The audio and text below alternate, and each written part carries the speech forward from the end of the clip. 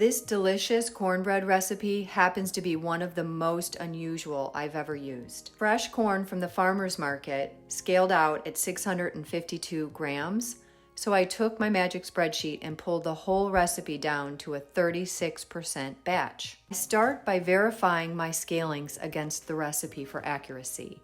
This is a very lengthy recipe, and I don't want to make a mistake at this early of a stage. Using a magnet to verify that my cast iron skillet will work on the induction is also a first step. Using high heat, melt the butter before adding the corn, cream, milk, and eggs.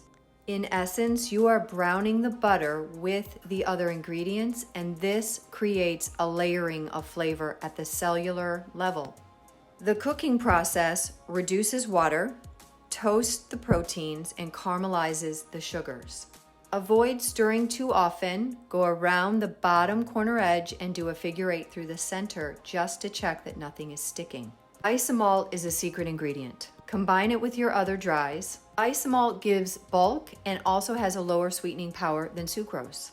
The cooking process takes at least half an hour, and you get to decide how far you cook it. I go very dark, but be careful not to cook off too much of the water, which is why my batter is very thick. It isn't necessary to butter your pan, just leave it and your cornbread will slide right out.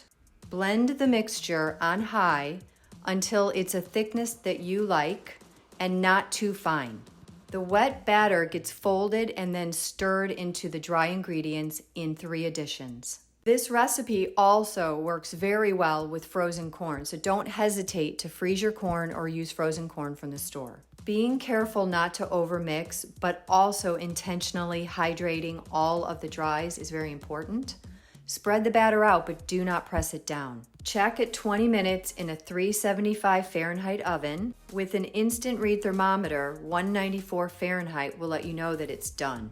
Dark, moist, and not very sweet, this cornbread already looks like nothing you've ever tried before.